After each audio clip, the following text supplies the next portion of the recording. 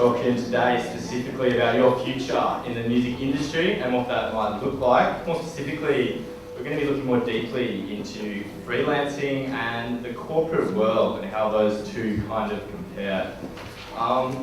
We've chosen a bunch of guests to kind of go more deeply into that. We've chosen them based on their ability to find certain degrees of success in the industry, the music industry. So the question was sort of corporate versus, have I had any corporate experience?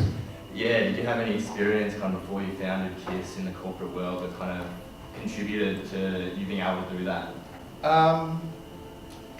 In the corporate world, not really, because corporate, I don't know, what do people think corporate is? To me, corporate means, I guess, more you really big companies, you know, whether they be in the media or whatever area. So in that sense, not really, but yeah, mainly any involvement with corporate sort of stuff has been more recent and more as a freelancer. You know, I think it's interesting you're talking about corporate versus freelance here, because I mean, someone can be a freelancer and work in the corporate world and work for a corporation. There's a difference, you know, you can be employed by the company or you can freelance to the company. But I've never really worked in the corporate world and been a part of the corporate machine and paid a regular wage and all that sort of stuff. No, I've tended to try and avoid that. On to you, Charlotte. I think you started your career not so much with music, but with a more corporate style job working in advertising. What qualities do you think were most important in order to be successful in that sector?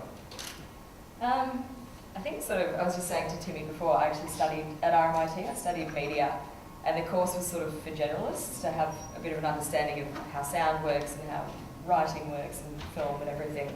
So sort of like full-scale production.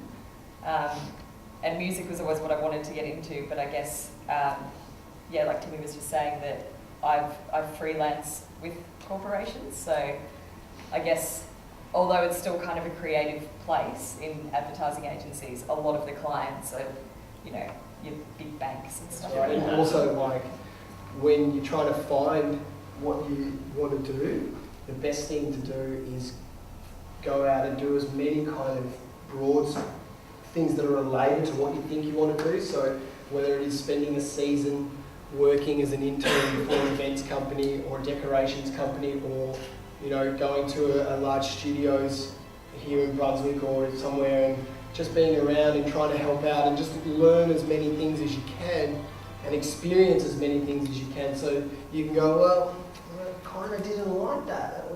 I spent the summer working for these people, and no, I don't want to be working in events that are out in the forest or that are corporate style events, or you know, they're big slogan events. You know, you'll learn quickly what it is you want to do just by being out, you know, experiencing as much as you can and just talking to people and learning from other people. It's the quickest way to know what you want to do. Without repeating too much, it's about financially is obviously a big one. For me, it's like I've always kind of worked part-time, because then it takes the pressure off from me, like thinking about how much I'm going to get paid for a gig, or like whether there's money coming in or not, and then that allows me to be way more creative, and just like my product ends up being way better because I'm not worrying about paying rent or whatever it is, you know. So after that, it's just about how bad you want it really, and then you just work super hard. And for me, it's funny, it comes in waves where, you know, I'll be not thinking about how much I'm getting paid, and then I'm doing super well, and then I'm like, oh, maybe I'll just quit my job now, and I'll just give that a crack, and then I start to put too much pressure on myself to think like, oh, I don't have any gigs this month or that month, and they're kind of like, so you just have to work out a way for it to suit you, your creative.